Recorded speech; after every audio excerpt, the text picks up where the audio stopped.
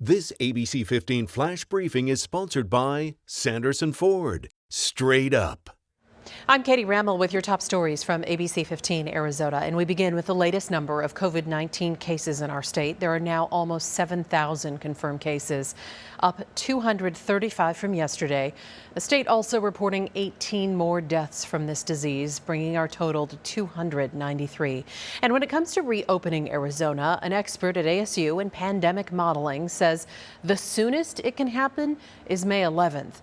These models were presented to the Phoenix City Council today. Part of the federal criteria says there needs to be a drop in cases for 14 consecutive days.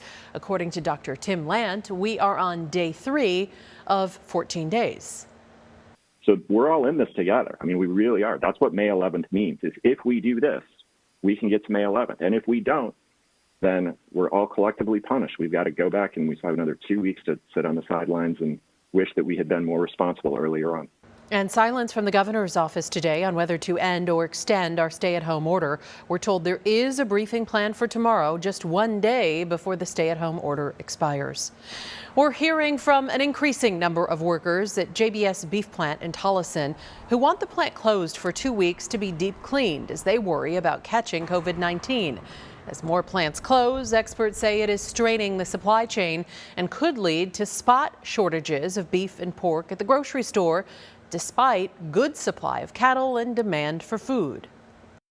Right now we have both adequate supply and adequate demand, and we just have a breakdown in the middle of the supply chain, which is the production capacity. So it's a very unusual circumstance.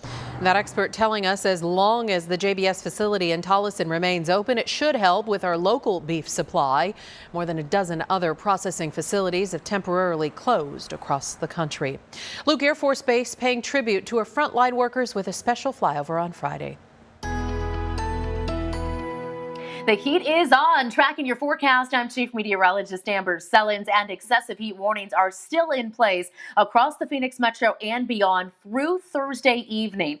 Every single spot you see shaded in pink under those excessive heat warnings, and so we're in weather action mode here at ABC 15 through Thursday evening. As we take a look at the records, more record heat is going to be possible. Wednesday and Thursday, highs at 105 could tie or break the records for those days. It would also mark some of the hottest days we've ever seen in the month of April here in Phoenix.